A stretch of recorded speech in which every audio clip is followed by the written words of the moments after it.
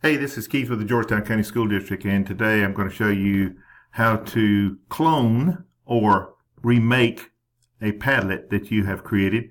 For example, if you have one created for your first period class and you'd like to do the same Padlet for your second, third, fourth, and beyond classes, you can do that very easily without having to remake from scratch.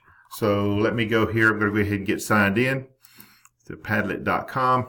And it's going to bring up my dashboard.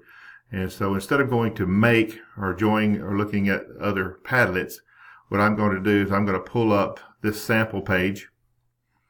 And on this sample page, there's a new place up here that says Remake. And when I click Remake, you'll see a line across that'll move across the screen this way, sort of like it would be scanning or copying it. And so I'm going to click the Remake. And then I'm going to tell it I want to copy not only the design, but the post. I can choose not to copy the post. And the only reason that you would copy the post is if you, as the teacher, put a prompt up for the rest of the students to have to then answer some kind of question or respond to. Other than that, you don't necessarily have to have all the different things. But I'm going to go ahead and make a copy of these posts.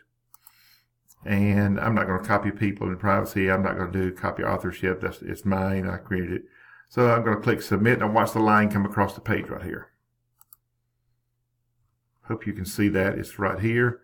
It's going across, it's scanning. And then up at the top now you'll see where it says remake of sample page.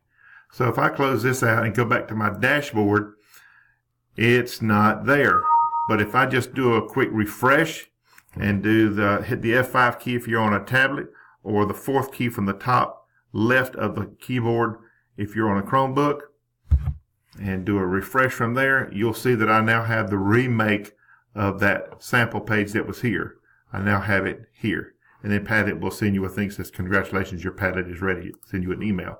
So if I click and open this one, then I want to go into where this is by going to the 3 dots at the top, and I'm going to modify my Padlet, and this is where I'm going to say remake it. This is where I'm going to rename it to whatever I want to rename.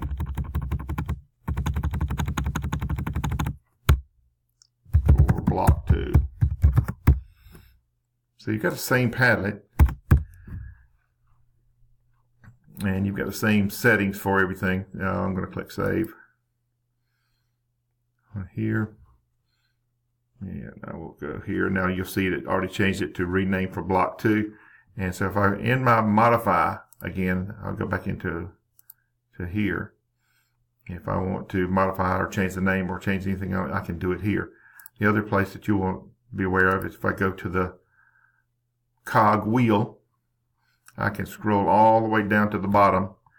And so http://padlet.com /, and then this number is what you would paste at the end of this. So for example, really and truly, if I were to copy this and put it in the front here, this whole web address would be where you could put on your web page for your students to be able to get to, or if you want to create a Google shortener or a tiny URL.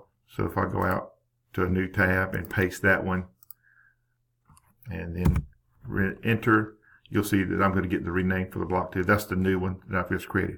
So I hope this will help you save some time when you're making Padlets, especially if you're doing something to have your students go from one period to the next, and you're actually doing a lot of the same assignments, but you want to keep your classes separated. This is a good way to do that. Hope this helps.